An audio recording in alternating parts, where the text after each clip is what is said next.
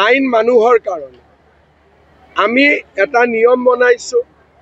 নিয়মটো পালন কৰাটো মানুহৰ দায়িত্ব। আৰু কোনোবাই যদি বোলে নহয় আমি গোটেই ৰাতি যাম, যিসকলে যাব তাতে যদি কিবা গণ্ডগোল হয় তেওঁলোকৰে দায়ী হ'ব। আমিতো জুবিনৰ সমাধিত পুলিচ CRP লগাব নোৱাৰোঁ। যি মানুহে আইন ভংগ কৰিব, পিছত যদি তাতে কিবা বিপদ হয়, আইনে তেওঁলোকৰ ওপৰত ব্যৱস্থা লয়। গৌৰৱ গগৈৰ যেটো সমদল ওলাইছে, কোনো গৌৰৱ গগৈৰ সমদল তমদল নাই। 200-300 মানুহলৈ জুলন যাত্ৰা মাজে মাজে কৰি থাকে, ইমানে কথা। মই ক'লো নহয় যে কোনোবাই যদি আইন ভাঙে, আইনে তাৰ ওপৰত ব্যৱস্থা ল'ব। কিন্তু তাতে মিলিটাৰী আৰ্মি দিটো আমি সমাধি ক্ষেত্ৰ ৰাখিব নোৱাৰোঁ। সেইবিলাকত আমাৰ কোনো ইণ্টাৰেষ্ট নাই। আইন বনাই দিছোঁ, আইন মানিলে ভাল, আইন নামানিলে নিজে বিপদত পৰিব কেতিয়াবা।